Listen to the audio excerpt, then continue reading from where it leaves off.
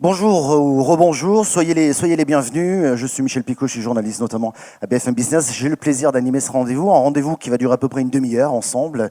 Et ensuite, on prendra toutes vos questions pendant une dizaine de minutes. Et j'ai été surpris parce que cette salle est pratiquement pleine. Et lorsque vous avez lu le programme de ce workshop que nous allons animer, vous nous dites que l'onboard marketing, c'est trop compliqué à mettre en place. Vous nous dites ce n'est pas une méthodologie qui fonctionnera dans mon secteur d'activité. J'ai déjà des process marketing en place et un site web, je ne veux pas d'outils supplémentaires, mais heureusement vous êtes là. Ça nous fait plaisir. Juste comme ça, à main levée, qui s'est déjà lancé dans cette stratégie marketing? Où est en train? Ça nous permet de voir un petit peu à quel niveau on positionne le curseur.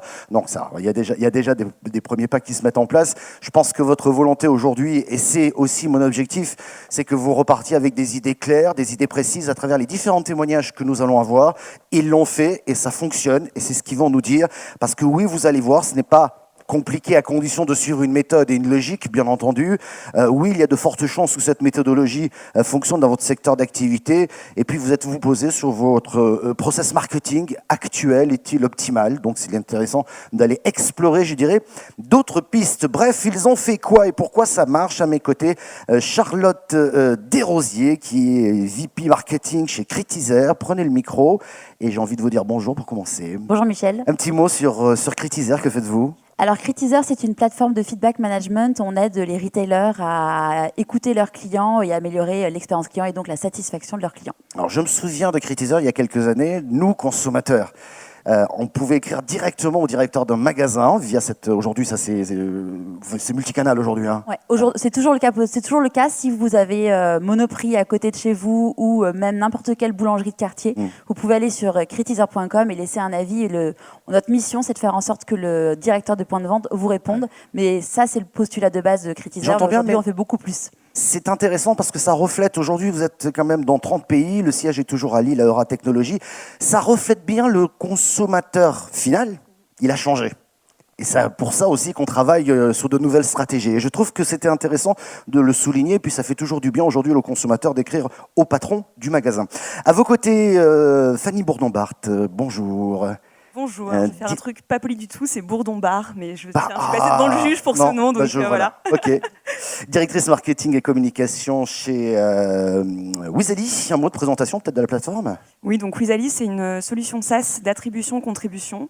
Dans les grandes lignes, c'est un algorithme qui permet d'avoir une vue objective sur les différents points de touche d'un parcours client et donc de sortir en fait essentiellement du modèle last click qu'on connaît sur Google aujourd'hui. Alors on va voir tout à l'heure, mais quand j'ai regardé en préparant ce rendez-vous les résultats obtenus, j'ai envie de dire que vous avez 2 ans d'avance sur les objectifs que vous étiez fixés. Je peux dire ça comme ça? Alors dans mon ancienne boîte, parce que je viens juste de changer, mais voilà. Dans l'ancienne boîte, on avait 2 ans d'avance grâce à l'Inbound. Oui, quand même. Jacques-Henri Martinez, bonjour. Bonjour à tous. Responsable e-commerce chez Mondial Relais, pardon, pour pouvoir Mondial Relais, oui. Relais. Non, mais en fait, j'allais vous demander, je me poser la question, une présentation de Mondial Relais, mais je crois que tous, d'une manière ou d'une autre, on a utilisé vos services. Je sais pas, peut-être qu'on pourrait faire un petit sondage. Main levée, pareil, on va vous faire souvent lever le bras. Je sais pas qui a déjà utilisé Mondial Relais. Voilà. Bon, ça, donc c'est voilà. Bon. Donc on fait de la livraison de colis. On est spécialiste sur la livraison au point relais. Donc on existe depuis un petit peu plus de 20 ans maintenant. On est lillois aussi comme Critizer. Et voilà, donc on est spécialiste du point relais et on fait partie d'un groupe allemand qui s'appelle Hermès Logistique. Voilà. Et on va donner la parole rapidement pour présenter Manuel Muller, qui est directeur de la communication de Bluekango. Bonjour. Bonjour à tous. Un mot quand même de présentation de Bluekango. Oui, tout à fait. Alors, Bluekango, c'est une société rennaise.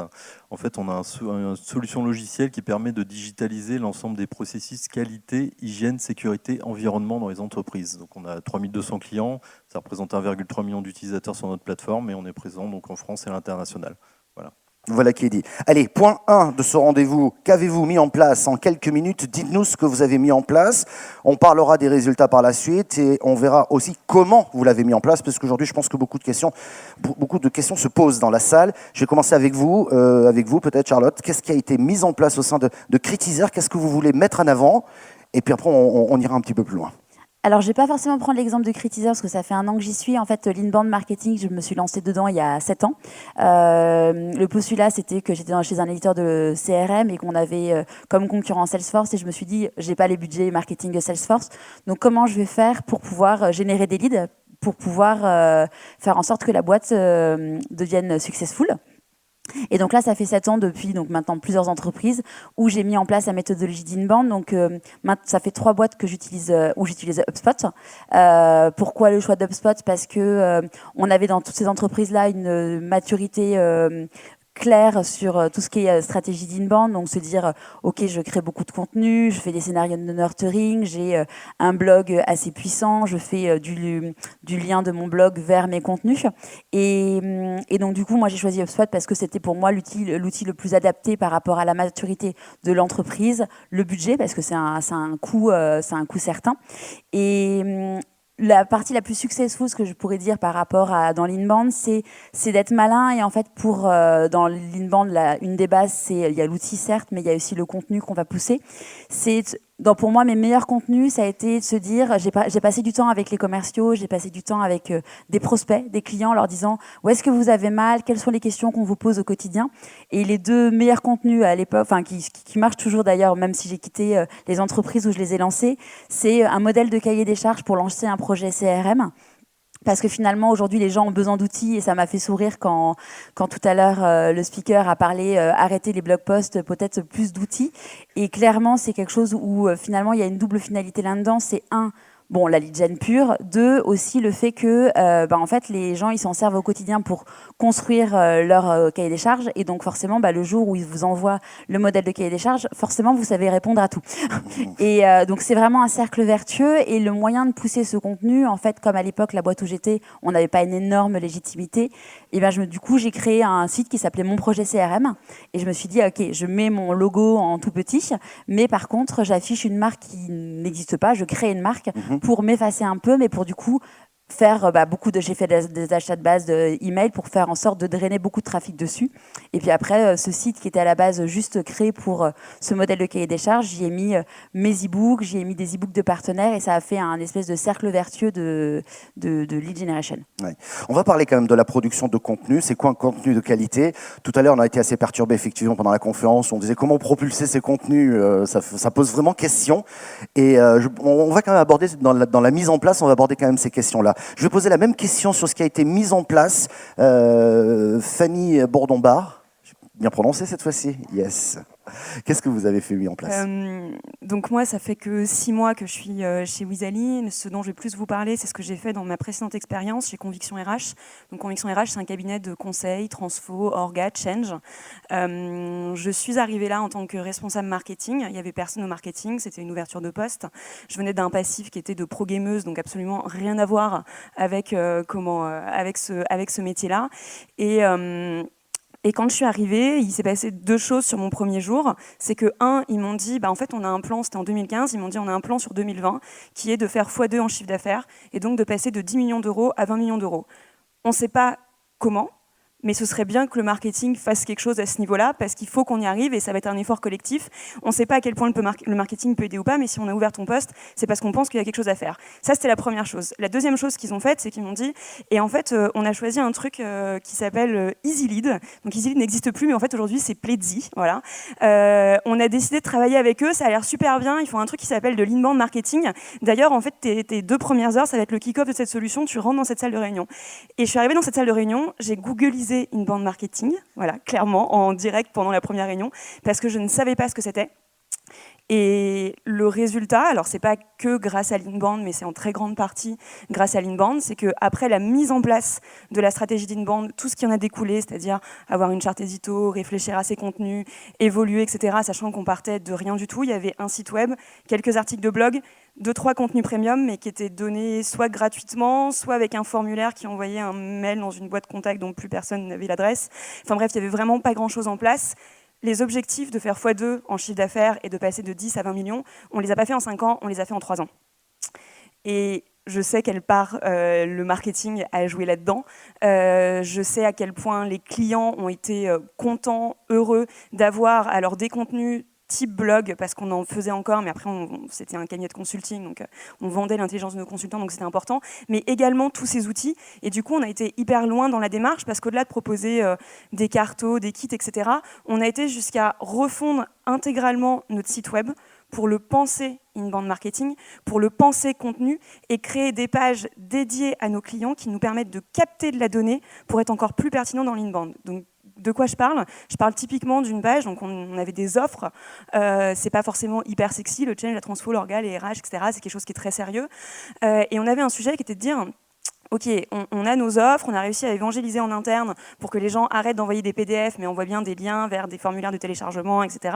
Ce travail-là a été fait. Mais maintenant, j'ai un souci qui est qu'on continue à envoyer des propals à nos clients par mail. Donc, ça veut dire qu'on a le mail du client, peut-être qu'il se balade sur nos... Mais est-ce qu'on arrive à reconstituer les choses, etc. On a créé ce qu'on a appelé une page panier, c'est-à-dire qu'une fois qu'on a eu refondu notre site, qu'on avait mis en avant tous nos contenus, on a créé une page qui ressemblait un petit peu à du Windows 8 avec, vous savez, des blocs, etc., qui était une page dédiée pour nos clients, et en fait, à l'intérieur duquel on pouvait faire remonter n'importe quel contenu de notre site web. Articles de blog, offres, contenu premium, etc. C'était une page qu'on faisait sur mesure pour le client. On pouvait rajouter un PDF directement, cliquer ici pour avoir la proposition, un petit mot personnalisé, la tête du manager ou du consultant qui avait fait la propale, le contact, et comme Pledzi, ils sont absolument géniaux, voilà, je fais la pub de Pledzi au passage, ils m'ont développé l'API qui allait bien pour pouvoir faire en sorte que quand les clients cliquaient sur le lien, ça nous permettait de faire remonter l'info encore mieux de ce qu'ils avaient visité, etc., et de leur proposer des contenus encore plus personnalisés. Merci pour toutes ces... Vous pourrez poser vos questions, bien entendu. On va poursuivre ce tour de table. C'est une manière de planter le décor. Avec vous, Jacques-Henri, pour Mondial Relais, qu'est-ce que vous avez mis en place ? Alors, nous, Mondial Relais, on peut paraître pour une boîte un petit peu grosse. On a eu un petit peu plus de 700, mais finalement, on est encore des artisans. Et en discutant avec mes confrères tout à l'heure, je me rends compte qu'on a encore beaucoup de choses à faire en inbound qu'on s'en doute déjà bien entamé. Tout simplement parce que nous, en fait, à la base, nos clients, ça va être des e-commerçants, ça va être Amazon, ça va être Cdiscount, Showroom Privé et beaucoup d'autres. Et en fait, les clients finaux, ça va être les clients de ces e-commerçants. Nous, on n'est qu'un transporteur de colis, en fait, un intermédiaire, mais voilà, en fait, le client final, pour nous, est ce qu'on appelle le client chargeur, donc qui nous charge des colis dans nos camions. Et depuis 2 ans, on a changé un petit peu de paradigme. En fait, on a lancé un service d'envoi de colis qui permet en fait à tout client particulier, à tout le monde en fait, d'envoyer son colis à un particulier, à n'importe qui. Et en fait, on a une sorte d'alternative à la poste. On s'est dit, finalement, ces clients-là, peut-être que ça peut être directement nos clients, et donc il va falloir qu'on fasse des choses pour les attirer sur notre site mondialrelais.fr, pour en fait raconter une histoire. Tout ce qui est points relais, comme je vous le disais, on a 8000 points relais en France. Les points relais, c'est des commerçants du quartier, c'est un buraliste, c'est un fleuriste, c'est un boulanger que vous connaissez, que vous voyez tous les jours et qui, du jour au lendemain, peut devenir point relais, et donc apporter un service supplémentaire. Et donc l'idée en fait a été, donc mon poste existe depuis un petit peu plus de 2 ans. Avant il n'y avait pas de responsable e-commerce chez Mondial Relais puisqu'on ne s'adressait pas vraiment à ces publics particuliers. L'idée en fait c'était vraiment de développer cet axe de recrutement et de messages vers ce public, donc avec tout ce qui est développement de réseaux sociaux, de contenu de qualité, du SEO également. Depuis 6 mois on travaille avec nos petits amis de Webmécanique pour faire du marketing automation, moi aussi je place pas ma pub, du marketing automation, des messages contextuels sur notre site. Et l'idée c'est également de recruter des points relais, puisqu'en 1 an on est passé de 7000 à 8000 avec des contenus de qualité, avec contenu enrichi du SI et ce genre de choses.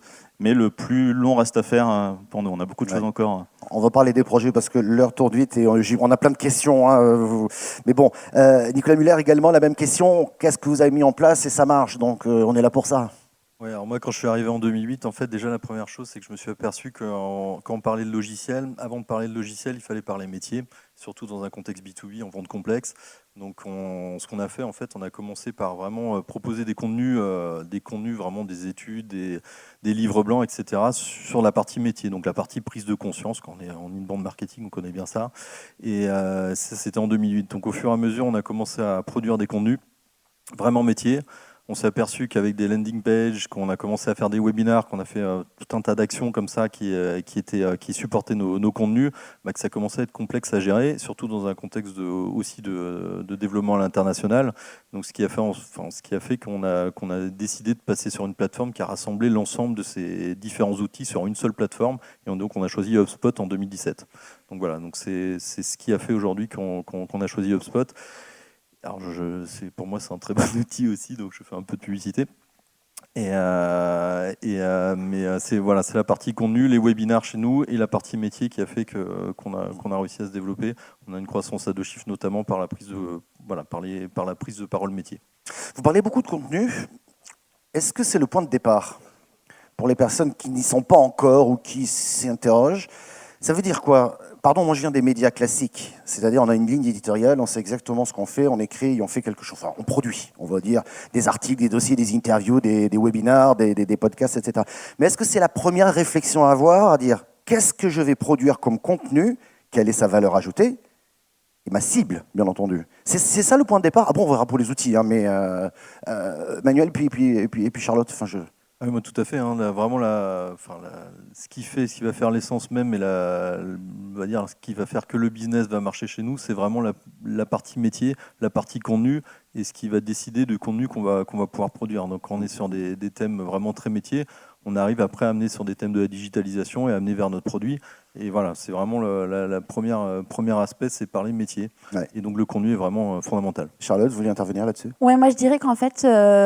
Peut-être que le premier prérequis, c'est qui sont les personas, en fait, à qui on veut parler, de quoi, quelle est en fait finalement la vision de l'entreprise, parce que finalement, quand je me suis lancée dans l'inbound il y a 7 ans, on était très très peu à faire du contenu, on était très très peu à avoir un blog, et donc finalement, c'était finalement facile en fait d'avoir ça. Aujourd'hui, il y a pléthore de contenu, et donc du coup, comme on disait ce matin, l'enjeu c'est plus finalement avoir du bon contenu, mais c'est finalement avoir le contenu vraiment core target.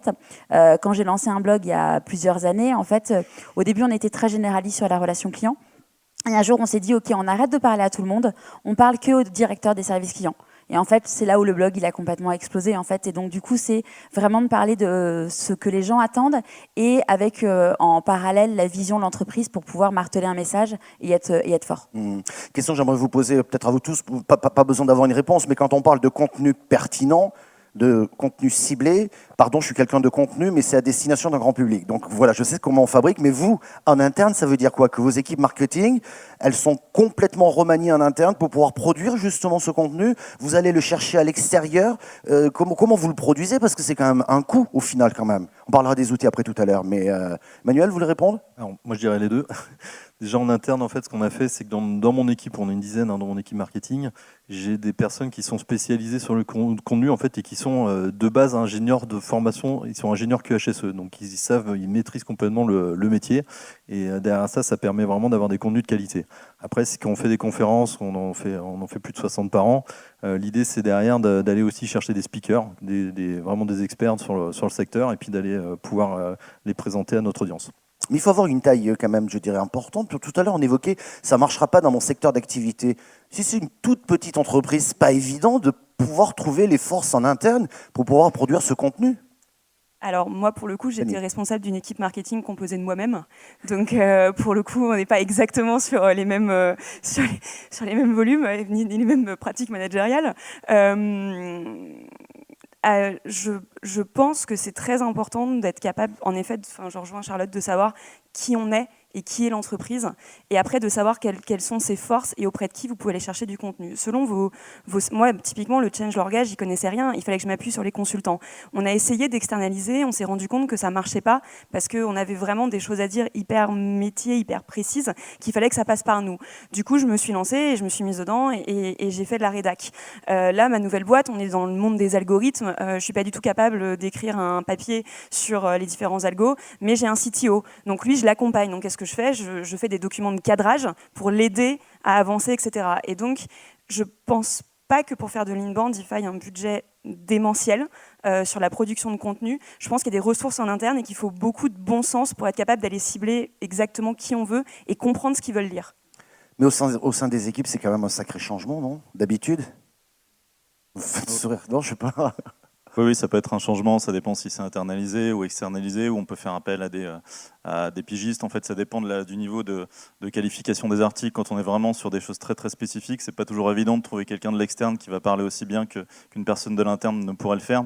Comme le disait mon confrère, en fait, quand on va avoir des ingénieurs qui vont parler de choses vraiment très très précises, ça peut être peut-être un peu indigeste parfois pour le public lambda, mais peut-être à adapter en termes de SEO aussi pour forcément bien remonter. Ce qui est intéressant aussi, c'est tout ce qui va être parole d'expert, où en fait vous allez être interviewé par des journalistes ou des sites influents, et voilà, en fait ça vous fait du contenu finalement, où vous vous êtes juste exprimé 5 minutes lors d'une interview, et ça vous apporte aussi du trafic et de la crédibilité. Je pense qu'il y a quelque chose qui est important. Enfin, moi, je sais que dans toutes les entreprises où j'ai travaillé, à chaque fois, on fait appel aux experts en interne, parce qu'au niveau marketing, moi, l'univers de la relation client, ça fait maintenant presque 10 ans que je travaille dedans, donc j'ai une idée sur certaines choses, mais il y a des choses où je ne suis pas assez pointue. Et en fait, finalement, aller interroger les gens de l'entreprise, c'est les valoriser. Donc, je pense par exemple à un responsable onboarding, je pense à un responsable sales, je pense à un responsable CS, Customer Success. Est-ce qu'ils ont le temps de le faire? Ils sont tellement contents de le faire qu'en fait, oui. En fait, la semaine dernière, j'ai échangé avec la responsable onboarding. C'est nouveau, en fait, chez Critizer, on les sollicite.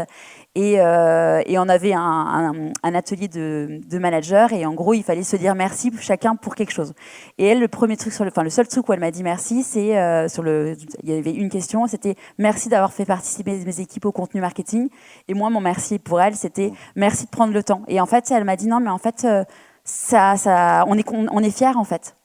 Mais aussi, ça veut dire que vous êtes arrivé à les convaincre de l'utilité de ce type de contenu. Et ça, ça n'a pas dû être gagné au début. Hein. Ça fait peut-être partie des principales difficultés dans la mise en place d'une telle stratégie, non? C'est leur expliquer que par le contenu, on peut effectivement générer du business derrière, pour faire plus simple, pour aller plus vite. Il y a des sujets au niveau des directions à ce niveau-là, parce que forcément c'est un investissement, parce que forcément ça prend du temps. Quand vous shootez vos premiers contenus, le résultat n'est pas nécessairement là. Ce sont des choses sur lesquelles on fonctionne beaucoup en test and learn, de manière itérative, on apprend, on reprend, enfin bref. Et ça c'est extrêmement compliqué. Et moi, pour moi, le plus gros changement, il a été là, ça a été une question d'évangélisation en interne, parce que déjà c'est une création de poste, que le marketing il comprenait pas nécessairement ce que c'était, puis que c'était vécu comme étant ouais, c'est quand même un peu emmerdant parce que du coup il faut qu'on prenne du temps en effet pour faire ces trucs là. Alors ok, à la fin ils sont contents quand il y a l'article et leur nom, mais il faut prendre du temps, tu nous demandes d'arrêter d'envoyer des PDF, c'est compliqué, on comprend rien, etc. Et du coup pour ça, je sais que c'est quelque chose que beaucoup de gens rencontrent, j'ai échangé avec plein de gens sur ce sujet-là, je pense que, la bonne humeur, c'est primordial, de faire adhérer aussi à qui vous êtes vous, pour que les gens vous suivent, c'est hyper important. Et deuxièmement, quand vos premiers chiffres tombent, mais alors il faut y aller, quoi. Il faut dire, mais ça marche, et voilà pourquoi ça marche, et voilà qui on a touché, etc. Et ça, c'est hyper important. Et de garder cette notion de KPI et du fait de dire que c'est de l'inbound marketing. Hein. Dans marketing, il y a quand même une notion de retour sur investissement. Bien sûr. Et ça, c'est super important. Et du coup, d'avoir des outils qui nous permettent de faire ça et de relier quelque chose qui finalement est du contenu à un chiffre derrière, c'est hyper précieux et c'est quelque chose dont les entreprises n'ont pas forcément l'habitude sur les différentes tailles. Et quand vous arrivez avec ça, après, ils sont hyper contents, ils vous font confiance, quoi. J'ai 2-3 questions pratiques, et après on va prendre les questions dans la salle. Mais vous vouliez intervenir, Manuel, sur cette question? Moi, j'ai la question pratique. Vous avez évoqué la notion de temps. Combien de temps pour qu'on puisse en récupérer les fruits? Combien de contenu faut-il produire? 2 par jour, 10 par jour, 1 par semaine, je ne sais pas. Et après, on va parler des outils, parce que ce matin, Rand Fishkin nous a bien secoué avec cette affaire-là, et j'aimerais bien avoir votre point de vue. Question de temps. Il faut se donner du temps. C'est quoi une durée, je dirais, raisonnable pour essayer d'obtenir un premier retour? Et là, c'est le silence. Moi, je dirais que ça dépend du type de contenu. Si je prends l'exemple du blog, pareil, quand j'ai lancé le blog de la relation client, on a énormément investi, on avait pris une freelance ça nous coûtait très cher. Et mon boss me dit, non mais en fait, t'as vu ce que ça coûte et ça rapporte quoi? Et sauf qu'en fait, au bout d'1 an, à chaque fois qu'il allait à un rendez-vous client, tout le monde lui parlait du blog. Donc du coup, le ROI, on l'a jamais eu en tant que j'ai tant de clients qui viennent du blog, mais on savait que ça marchait. Et après, alors là, on parle de 1 an. Après, j'ai envie de dire, un e-book, si je prends l'exemple de mon cahier des charges, je l'ai écrit en 15 jours. Ouais. À l'époque, c'était une boîte où j'étais toute seule et moi-même au marketing. Je l'ai écrit en 15 jours. J'ai fait un achat de base. En un mois, j'avais 300 leads. Ouais. Et 300 leads avec un niveau de maturité hyper élevé parce que quand vous téléchargez ce type de contenu, on n'est pas du tout dans l'awareness ou un sujet très très large. Ouais. Là, je comprends. Vous voulez intervenir? Non. Oui, non, je parle juste de Manuel. question de temps. C'est vrai que ça va prendre du temps, évidemment. Produire du contenu, ça demande du temps. Récolter les fruits, ça demande du temps. Par contre, on peut scorer. On score les contenus. Comme disait, voilà, on est en capacité de savoir, grâce à le scoring de lead, de savoir à quel niveau de maturité sont nos prospects, si on peut les faire évoluer et à quel moment on peut prendre contact avec eux pour aller plus loin. Donc c'est vraiment l'intérêt, c'est de scorer l'ensemble de nos actions. Fanny? Pour parler juste très rapidement chiffres, moi il m'a fallu 6 mois pour paramétrer mon outil parce qu'il y avait de tels soucis en interne pour être d'accord sur ce qu'allait être le marketing, qu'on a galéré à s'aligner sur ce qu'allaient être nos clients, etc. Par contre, au bout de 6 mois de travail, de production, de contenu, de refonte des chartes, etc., édito, pour vous donner vraiment des chiffres, sur la première campagne shootée, on a eu plus 70% de followers Twitter, plus 65 visiteurs, Twitter, 65%, pardon, et en gros, plus 7% de visiteurs uniques sur le site alors qu'on avait coupé le AdWords qui nous générait 20% de ce trafic-là. Donc en réalité, on a fait beaucoup plus. Et on était sur à peu près 400 téléchargements de contenu, dont 75% par des clients, prospects et nos cibles. Donc ça vous donne un peu un ratio entre le temps passé et les résultats qu'on a eus. Combien de contenu et quelle forme, j'ai envie de demander? Du papier uniquement, de l'article? Vous faites des webinaires, hein, Manuel. Mais je ne sais pas, vous allez me dire, ça dépend de la cible, là encore? Non, ouais. On peut tout faire. Mais il y a peut-être des tendances. Peut-être on va dire que c'est le webinaire, que c'est peut-être l'impact de la vidéo, de l'interview, j'en sais rien. Nous, on est vraiment B2C, mais pour donner un côté un petit peu B2B, on va dire, puisque pour prendre l'exemple des points relais, du coup, de recrutement de points relais, on a des campagnes de SIA, du coup, on a pas mal parlé à la conférence tout à l'heure, qui tournent sur devenir point relais, petit commerce, augmenter son trafic. Et on avait ces campagnes qui tournaient avec des résultats satisfaisants. Et on a créé des interviews vidéo, en fait, comme tu en parlais, de différents métiers, un fleuriste qui parle, un opticien, voilà, des points relais qui disent un petit peu chacun ce que ça apporte d'être point relais. Et on a rapidement aperçu une très très forte augmentation de la conversion en fait, avec tout simplement cette vidéo qui était sur la landing page qu'on avait derrière les mots-clés, parce que voilà, en termes d'engagement, c'est top. Les prospects, le petit commerçant peut tout de suite s'identifier avec des chiffres réels, en fait, donnés par des vrais commerçants. Ils n'ont pas un script où on leur dit ce qu'ils doivent dire. Donc voilà, on a remarqué qu'avec ce petit duo en fait Google Ads et contenu riche vidéo, on avait largement amélioré la conversion et donc on est passé de 7000 points relais à 8000 en un an, en partie grâce à ça. Donc on voit que ce sont des solutions très évolutives et en même temps, lorsqu'elles sont enclenchées, elles ont des résultats assez spectaculaires. Moi, j'aurais envie de dire, ça correspond aussi à la notion de temps, en fonction de même si vous êtes tout seul en marketing ou vous avez 25 personnes dans votre équipe, c'est être malin et en fait se dire, ok, j'ai un thème ou 2 thèmes ou 3 thèmes dans l'année que je veux marteler, et en fait c'est faire du reusing de ça. Donc c'est par exemple se dire, ok, je vais faire une conférence sur ce sujet, je vais faire un webinaire là-dessus, je vais faire un e-book, je vais faire 3 blog posts, c'est par exemple, je fais un salon, ok, je vais rencontrer des gens qui sont des clients, des prospects, des futurs prospects, et du coup c'est se dire, bah tiens, je vais les interviewer sur mon stand, ça coûte rien, ça coûte juste l'achat d'une caméra et un montage sur iMovie, ce qui est quand même donné à beaucoup de monde, et du coup ça, en fait, c'est simple. Mais j'aimerais bien savoir qui est capable de faire du montage sur iMovie, mais enfin bon. Si, non, honnêtement, iMovie, c'est très simple. Bref. Non, mais je suis d'accord, j'en fais. En fait, l'idée, c'est de se dire, ok, j'ai un sujet, je le martège et je le découpe en plein de formats différents. Et comme ça, tous les gens peuvent retrouver ça. Et par exemple, si je fais un webinaire, je vais pousser le replay après pour se dire, ok, on ne perd jamais un contenu, en fait. Bien sûr. Très rapidement, la question sur les outils. On était un peu secoué tout à l'heure en début de matinée. J'aimerais bien avoir votre point de vue. Et après, on va prendre les questions de la salle. Mais là, aujourd'hui, on se dit, est-ce qu'on revient à la vieille école, comme il nous disait? Comment vous appréhendez cette question-là? Comment est-ce que vous utilisez les réseaux sociaux pour propulser davantage vos contenus? Quelle est votre analyse sur ce qui a été dit ce matin? Parce que du coup, ça pose question aussi.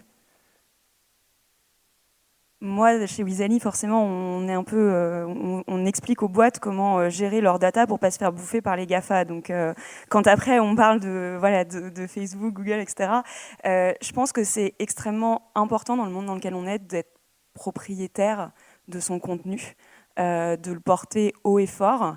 Et du coup, il y a la question des outils, mais c'est surtout on est plutôt sur la question des moyens de diffusion là. Il faut aller là où sont vos cibles et de faire en sorte en effet de les ramener sur vos sites, mais c'est important d'aller chercher les gens là où ils sont, parce que la conférence de ce matin file plein d'insights. Moi je suis très partisane de croire qu'il faut trouver le juste milieu pour ce qui fonctionne exactement pour vos cœurs de métier. C'est comme les contenus, on peut faire n'importe quel type de contenu. Aujourd'hui on dit c'est la vidéo, ça se trouve votre cible, la vidéo ça lui parle pas du tout parce qu'ils sont sur des, je sais pas, ils bossent à l'éducation nationale, ils sont sur des vieux ordinateurs, ils peuvent pas regarder de vidéo, la vidéo ne marchera pas. Et du coup l'idée c'est surtout je pense de tester et de pas avoir peur d'aller tester des trucs, et quand ça marche pas de pas avoir peur de le killer quoi. Enfin on y va, on essaye, et ça c'est très important, et ce droit aussi à l'échec, parce que si on se dit ça marche pas je le kill, c'est qu'on s'est planté hein, clairement. Il faut savoir le faire, et j'estime qu'au market, et d'autant plus quand on fait l'inbound market, on est des explorateurs et on se doit de faire ça. Et c'est pas parce qu'il y a des best practices et il y a des grandes tendances qu'il faut qu'on s'interdise des choses, parce que c'est comme ça qu'on bute la créativité. Ouais. Et d'autant qu'il faut jouer la carte de la différenciation aussi, c'est quand même le but, hein, l'objectif. Est-ce qu'il y a des questions dans la salle ? On va en prendre quelques-unes. Monsieur, est-ce qu'on peut apporter un micro ? Voilà, il arrive tout de suite. Il nous reste 10 minutes. Et on va vous répondre. Oui, merci beaucoup pour vos interventions. Bon, je suis Gabriel Shapiro, j'ai écrit un certain nombre de bouquins sur l'inbound marketing, et justement, je vais vous poser une question qui a trait à mon ADN. Paul Éluard, qui est un grand poète, disait « Il n'y a pas de hasard, il n'y a que des rendez-vous ». Et pour avoir rendez-vous, à mon sens, il faut être différent. Et ce que je n'ai pas entendu, j'aimerais avoir votre avis, c'est que la différence commence par un positionnement différenciateur. Et c'est ça qui va permettre des contenus, qui va permettre de gagner du temps. Parce que j'entends beaucoup les outils, les contenus, mais je pense qu'il y a une dispersion parce que peut-être ce positionnement différenciateur n'a pas été au départ très bien analysé. Alors ma question, avez-vous une plateforme de marque et avez-vous réfléchi à un positionnement différenciateur ? Je me permets de Je vous reconnais démarrer. là, hein, on en parlera cet après-midi ensemble, mais j'ai bien compris. C'est ce que disait Charlotte tout à l'heure, que c'était très important de vous poser la question de qui vous étiez. Cette question de plateforme de marque, elle est primordiale. Il ne faut pas qu'elle soit bloquante, parce qu'on peut travailler sur sa plateforme de marque pendant 10 ans, hein, mais elle est primordiale de savoir qui vous êtes pour avoir un fil rouge et la façon dont vous bossez. Moi, quand je suis arrivée chez Wizali il y a 6 mois, il y avait une levée de fonds qui était en préparation, c'était un enjeu énorme, il fallait qu'on augmente le pipe. La première chose que j'ai faite, c'est de dire « Ok, mais par contre, je vais dropper la plateforme de marque parce qu'aujourd'hui, vous avez un logo, une police, 2 couleurs, c'est pas possible. » Et cette discussion, cet échange et savoir qui on est, je leur ai dit, ce qu'on va être, c'est smart and fun. Vous auriez vu la tête du CTO qui comprenait très bien le smart, mais le fun un peu moins. Mais c'est différenciant parce qu'on est sur un secteur où on a besoin d'avoir ça et d'arriver à parler de manière hyper pédagogique à nos cibles, d'être intelligent dans ce qu'on dit, de faire monter en compétence nos interlocuteurs pour qu'ils comprennent l'intelligence de notre solution. Mais si on peut le faire en se marrant, en les interrogeant, en les interpellant, et nous aussi en nous marrant au passage, bah tant mieux. Et du coup, cet enjeu-là, en effet, est essentiel. Un autre commentaire ? Nous aussi, ouais, on s'est rendu compte que finalement, en interrogeant nos clients, on disait, ben voilà, vous êtes fait livrer un article récemment par Amazon ou autre, est-ce que vous savez qui vous l'a livré ? Et la plupart des gens, ben non, ne savaient pas. Pour eux, c'est Amazon et le transporteur, il n'existait pas en fait, comme si le colis ou l'achat qu'ils auront fait sur le site s'était téléporté. Et donc voilà, on avait un peu un manque de notoriété. Et donc l'idée, ça a été, c'est assez récent, et on est vraiment en train de faire ça, d'être un peu disruptif.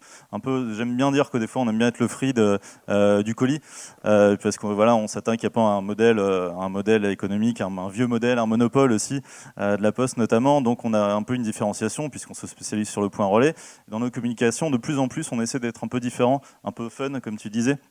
Là, notamment, on a une campagne qui tourne avec un Père Noël avec les cheveux n'importe comment, que vous avez peut-être vu en 4x3 dans les rues, qui dit « Le Père Noël n'a pas assuré cette année, revendez vos cadeaux », ou un autre avec quelqu'un qui va envoyer un colis à un bureau de poste à 17h30, mais il est fermé, alors elle balance son colis. Et puis, on essaie de toucher aussi la cible jeune, finalement, avec des contenus décalés, un tutoiement, ce genre de choses. Donc, on essaie d'avoir un positionnement un peu différent des autres acteurs et de dépoussiérer tout ça, quoi. Charlotte ? Pour moi, il y a 2 choses. Il y a le ton. Donc ça va être le cool. Nous, on a le cool mais pro. Il y a le ton pour être différent. Et enfin, moi, ce que je dis à toutes mes équipes, c'est si vous avez du plaisir à faire la chose, je pense à un email. Moi, l'idée, c'est qu'en gros, quand quelqu'un lit un email qu'on envoie, il ait le sourire. parce que la journée, on en reçoit des emails, on en reçoit des milliers. Et du coup, la mission qu'on a quand on leur envoie des emails, c'est on leur apporte de la valeur, mais en leur donnant du sourire. Donc ça, c'est la forme. Mais le fond, c'est ce que je disais par rapport à la vision, c'est qu'elle a la vision de l'entreprise. Si je prends l'exemple de Critizer, notre vision, c'est que la relation client, elle est offerte par les directeurs de points de vente, par les points de vente. Et donc, du coup, l'expérience client, il doit y avoir un vrai lien dans la mesure et dans le traitement de l'expérience client avec le fameux lien entre les directeurs de magasins et le consommateur final. Et donc, du coup, dans tout ce qu'on va créer en termes de contenu, on ne va plus parler que au siège social comme tous nos concurrents. On va parler aux directeurs de points de vente et aux sièges sociaux pour dire OK, comment vous allez pouvoir, le fameux mot anglais qu'on n'arrive pas à traduire en français, empower vos équipes pour faire en sorte qu'elles offrent une meilleure expérience client à vos clients finaux en fait. C'est clair. On va peut-être reprendre une autre question s'il y en a dans la salle, puisque le temps passe, il nous reste 5 minutes et je voudrais avoir vos conseils très pratiques pour clôturer ce rendez-vous, parce que j'entends des mots comme patience, comme tester des choses, oser des choses, et j'aimerais bien avoir les idées un petit peu plus claires. On vous écoute. Bonjour, merci. Tout à l'heure, vous avez parlé de scorer les leads. J'aimerais bien qu'on entre un petit peu plus dans le détail, parce que moi, c'est très flou ce côté-là. Est-ce que vous avez des exemples comment vous avez fait pour scorer ces leads ? Alors, ouais, tout à fait. Le scoring de lead, en fait, ça consiste à attribuer une note positive ou négative à un lead qui vous arrive. Par exemple, s'il a une adresse personnelle, chez nous, typiquement, on va le déscorer, on va lui enlever des points. S'il a téléchargé un guide, on va dire plus qui est en amont sur la digitalisation des process, là, on est sur un bon score parce qu'il commence à avoir un niveau de maturité qui est important. S'il participe à un webinaire, on lui rajoute des points. S'il est dans notre zone de géographique de cible, on lui rajoute des points, etc. Donc, c'est comme ça qu'on arrive à scorer avec tout un tas de critères, en fait, un lead. Voilà, j'espère que ça répond à la question. Juste, du coup, vous avez mis en place un tel niveau, vous l'appelez Alors c'est ça, ouais, enfin, c'est pas à tel niveau on l'appelle, en fait, en fonction de la maturité des leads, en fait, de 0 à 50, pour nous, on est dans la phase de prise de conscience, donc on essaie de faire mûrir avec du contenu nos leads. De 50 à 100, là, on est sur un niveau qui est quand même un peu plus élevé, enfin, un peu plus mature, et dans ce cas-là, on va essayer de prendre contact avec lui, mais par mail, en l'incitant à aller prendre des rendez-vous téléphoniques personnalisés avec nous, avec nos consultants. Donc c'est des appels de préqualification, donc on les incite à carrément venir sur nos agendas et prendre un rendez-vous téléphonique. Et on va discuter, on va parler de comment ils fonctionnent, s'ils sont matures dans l'entreprise, si la digitalisation c'est un sujet dans leur entreprise, comment est organisé leur système, quels sont les outils qu'ils utilisent, etc. Et au-dessus de ça, en général, ce sont carrément des demandes de prise de contact pour avoir des démonstrations sur notre produit, etc. Et toute dernière question, et après, voilà, il y a une main qui se lève devant, on vous amène le micro. Et après, on fera la conclusion déjà. Merci. Bonjour. La question que j'ai, c'est qui et comment recruter la personne pour gérer sa campagne d'inbound marketing. En tant que les compétences sont très très rares sur le marché. Moi, ça fait des mois que je cherche. Est-ce qu'il vous recommandez de partir avec des gens novices, comme vous l'avez peut-être fait vous au départ, ou de prendre quelqu'un d'expérimenté pour aller plus vite, ou qui connaît le secteur d'activité? Eh bien, je vous laisse répondre. Hein. Comptez pas sur moi. Du coup, alors, ça va être hyper prétentieux. Moi, j'étais novice et j'ai eu des résultats. Je venais pas du tout de ce monde-là. Je pense que l'inbound, comme c'est du contenu, il y a quelque chose de très relationnel en fait, et de trouver la personne. Parce qu'après, je me suis trouvée en phase de devoir faire du recrutement quand on a essayé de grandir un peu, et puis au moment de mon départ. Pour votre boîte, c'est important que vous trouviez la personne qui va porter les bons messages. Et j'ai envie de dire qu'elle ait déjà fait de l'inbound ou pas, à la limite, ça s'apprend. Et il y a des webinars, et on comprend, il y a des logiques, il y a des best practices, et on lit des choses.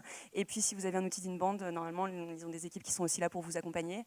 Et par contre, d'avoir la personne en qui vous avez confiance et qui va être capable de toucher vos cibles et d'être pertinente et de se remettre en question, ça c'est quasi presque plus de l'humain et sont quasi des soft skills, plus que j'ai fait de l'inbound et voilà, ne serait-ce que parce qu'aujourd'hui on apprend ça très très peu en école encore aux étudiants, et du coup c'est des choses qui se font sur le tas quoi. Moi, je compléterais par, ça dépend qui vous êtes en fait, ça dépend de la taille de votre entreprise. Enfin, nous, on a appris l'Inbound. Moi, j'ai appris l'Inbound en passant des heures et des heures et des heures sur le blog d'HubSpot et d'autres blogs américains, parce que c'était il y a 7 ans et qu'il n'y avait aucune conférence en France sur le sujet. Moi, que j'ai eu l'occasion de recruter pas mal de personnes qui font ce métier-là, j'ai envie de dire, ça dépend vraiment de la taille de votre boîte. Par exemple, chez Critizer, j'avais besoin de recruter un marketing manager pour la France. J'ai pas le temps de la former, donc j'avais besoin de quelqu'un qui l'avait déjà fait. Quand j'ai recruté quelqu'un genre pour l'Espagne, ok, bah en fait dans une autre entreprise, là bon, quelqu'un basé en France qui parle espagnol, qui est bon et compagnie, là il y a un moment il faut se dire bah ok, c'est pas grave, je vais lui apprendre, et puis accessoirement le marketing manager de la France lui apprendra aussi. Donc ça dépend vraiment en fait de vos moyens du moment. Si vous êtes dans une boîte où vous êtes en hyper croissance, sous levée de fonds, où il faut que vous carburiez, où vous devez faire x3, x10, x30 chaque année, bah, j'ai envie de dire, prenez quelqu'un. Et alors pour trouver, enfin moi, là où j'ai trouvé, c'est via Welcome to the Jungle, parce que vous avez des gens qui ont une appétence sur ce genre de choses. Mais ouais, c'est clairement très, très, très difficile. Voilà. Allez, je vais vous demander d'une phrase, un conseil, j'ai entendu deux mots, patience, tester des choses, etc. Et on va terminer là-dessus. Charlotte, vous avez le micro, je vais vous demander un petit mot, le mot de conclusion qui pourrait être le conseil pratique. Ne jamais hésiter à remettre en cause quelque chose qui marchait avant.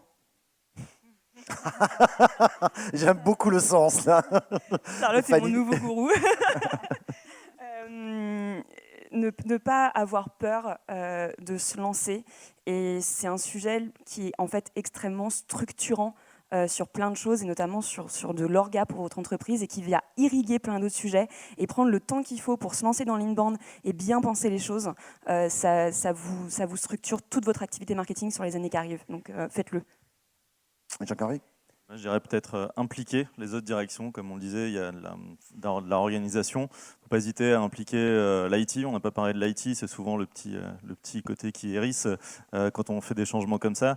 L'IT, le commerce, toutes les autres directions, pour que tout le monde tire dans le même sens dans ce projet d'inbound qui peut impacter toutes les directions et toute l'entreprise. Donc voilà, impliquer toute la société dans cette voie. Et Manuel. Et moi, je dirais juste garder en tête le principe de l'amélioration continue. Hein, ça se rejoint un petit peu. Voilà, on a le droit de se tromper et puis on essaie de reproduire tout ce qui marche. Merci beaucoup. Merci Charlotte, Fanny, Jacques-Henri et Emmanuel. Merci de nous avoir suivis. On est obligé d'être à l'heure pour pouvoir enchaîner avec les autres ateliers. Mais merci beaucoup.